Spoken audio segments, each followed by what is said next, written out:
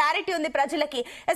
పావని గారు ఫైనల్ గా మీరు ఒక మాట చెప్పండి, ఈసారి అసెంబ్లీకి వస్తున్నారా లేదా కేసీఆర్? ఒక నిమిషం అండి సునీత గారు ఒక నిమిషం ఆగండి. మీరు టైం తక్కువ ఉందని నేను చెప్పాను, మీకు టైం ఇచ్చాను, మీరు కంక్లూడ్ చేశారు. ఆగండి పావని గారు ఫైనల్ గా చెప్పండి. అదేదో అసెంబ్లీకి వచ్చి మాట్లాడు, మీరు చెప్పే పాయింట్స్ అన్ని వ్యాలిడ్ గా ఉన్నాయి. ఇవన్నీ ఏదో మీరు అసెంబ్లీలో మాట్లాడితే బాగుండేది కదా. ఏంటి ఏం చెప్తారు? కేసీఆర్ వస్తారా?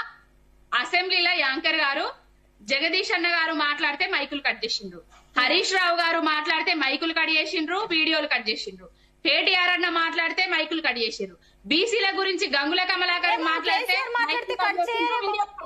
కేసీఆర్ మాట్లాడితే మైకులు కట్ చేయరేమో కాబట్టే కదా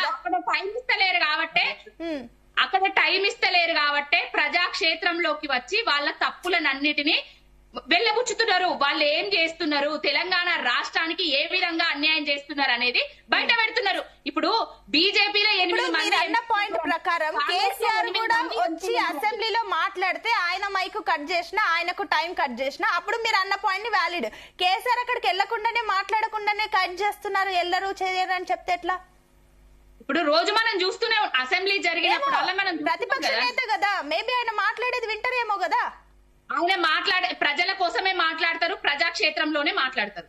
వచ్చినప్పుడు వస్తారు, మాట్లాడతారు. ఆ టైం కూడా ఉన్నది. ఒక్క ప్రెస్ మీట్ పెడితేనే అతలాకుతలం అయిపోతున్నారు ఈ కేంద్ర రాష్ట్ర ప్రభుత్వాలు. ఆయన ఒక్క ఒక్క నిమిషం అండి, చెప్పండి మీ పాయింట్ కంక్లూడ్ చేయండి పావని గారు. ఆయన ప్రెస్ మీట్ పెట్టి నీటి గురించి మాట్లాడితేనే ఈ 2 కేంద్ర రాష్ట్ర ప్రభుత్వాలు గుమ్మడికాయల దొంగలు ఎవరంటే భుజాలు ధరుముకుంటున్నారు. నేనియలేదు కేసీఆర్ చేపల పులుసు పచ్చి పులుసు తిన్నాడు, ఆయననే వేసిండు అని చెప్తున్నారు. ఇగో మనకు ఇప్పటి వరకు కాంగ్రెస్ కానివ్వండి, బీజేపీ కానివ్వండి, తెలంగాణ రాష్ట్రానికి చేసింది శూన్యం. ఇప్పుడు 8 మంది, వాళ్ళు 8 వీళ్ళు 8 మంది ఉన్నారు. పార్లమెంట్ లో ఏనాడన్నా తెలంగాణకు కావాల్సిన నిధుల గురించి గాని, తెలంగాణకు రావాల్సిన వాటాల గురించి గాని, తెలంగాణకు కనీసానికి మీరు ఒక్క మెడికల్ కాలేజ్ ఇయ్యలేదు బీజేపీ వాళ్ళారా, మరి మెడికల్ కాలేజీ ఇయ్యి అనేసి కాంగ్రెస్ వాళ్ళు అడిగింది లేదు. ఈ బీజేపీ వాళ్ళు కూడా కేంద్ర మంత్రివర్యులు బండి సంజయ్ గారు కూడా తెచ్చింది లేదు. ఆ బండి సంజయ్ అనేటువంటి వ్యక్తి మా కరీంనగర్ నుంచి వెళ్ళి ఫ్లైట్ పోతుంటే కళ్ళు మూసుకొని చెవులు మూసుకొని ఇంకొకటి సిఎస్ఆర్ నిధులు మల్లేశ్వర్ గారు ప్లీజ్, సునీత గారు ప్లీజ్ ఒక్క నిమిషం అండి, ఒక్క నిమిషం. ఇద్దరు ఉన్నారు మాట్లాడాల్సిన వాళ్ళు, ఒక్క నిమిషం. మల్లేశ్వర్ గారు ఫైనల్ కమెంట్స్ చెప్పండి.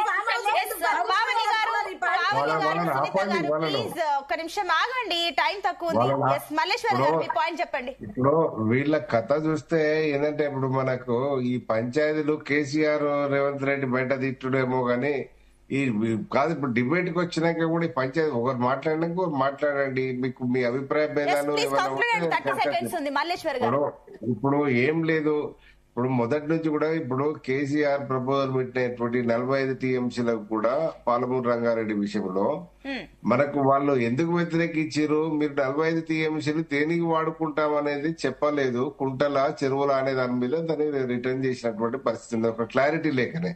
దానివల్ల ఇప్పుడు కేంద్రము దగ్గర మరి సరే అది కాదు అని చెప్పి అంటే కరెక్ట్ గా డిపిఆర్ సబ్మిట్ చేస్తే 600 టీఎంసీల నుంచి 700 వరకు పెరుగుతుందని ఎక్స్పెక్టేషన్స్ ఉంటే, కానీ ఆనాడు ప్రభుత్వము కొంత మరి మనకు ప్రాపర్ గా చేయకపోవడం వల్లనే నష్టం జరిగింది. ఇప్పుడు ఏమైందంటే ఈ ఎన్నికల ఇప్పుడు కేసీఆర్ ప్రభుత్వం మారింది, ఇప్పుడు ప్రతిపక్ష నేతగా ఉన్నాడు.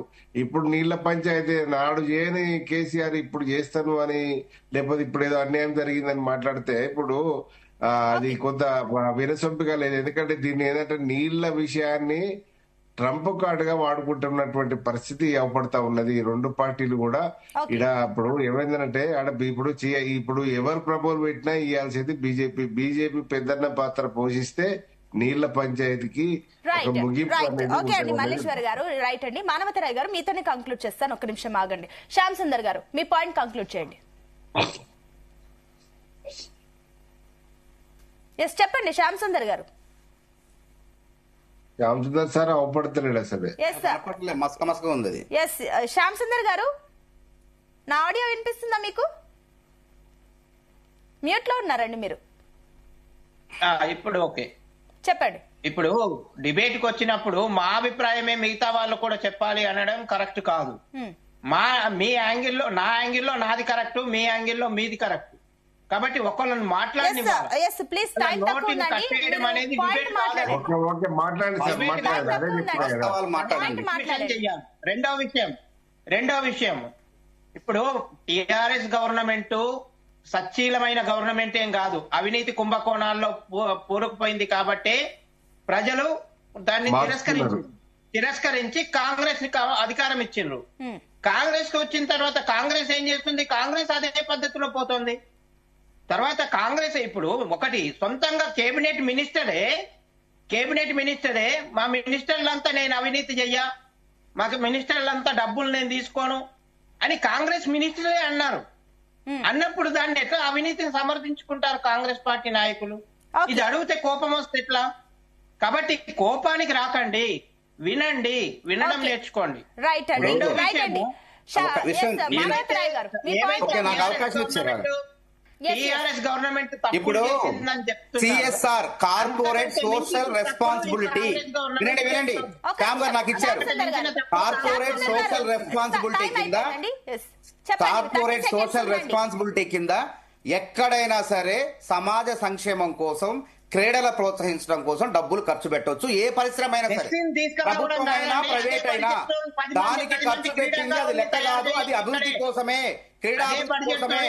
ఇది ప్రభుత్వ కార్యక్రమం కాదు, సింగరేణి దీనికే కాదు, చాలా కార్యక్రమాలు కూడా ఆర్థిక సహాయం చేస్తుంది. సివిల్ సర్వీస్ అభ్యర్థులు కూడా సంవత్సరానికి ఎవరైతే ప్రిలిమ్స్ మెయిన్స్ క్వాలిఫై అయ్యారో వాళ్ళకు కూడా ₹1,00,000 చొప్పున ఆర్థిక సహాయం చేస్తుంది. ఇది సహాయం కింద చేస్తుంది, అంతేగాని కార్పొరేట్ సోషల్ రెస్పాన్సిబిలిటీ కింద చేస్తుంది. కాబట్టి తెలుసుకోరాని మీరు అంటున్నది ప్రైవేట్ కార్యక్రమము, ప్రభుత్వ కార్యక్రమం కాదు. సింగరేణి అనేది ఒక సంస్థ, అది ప్రభుత్వ రంగం.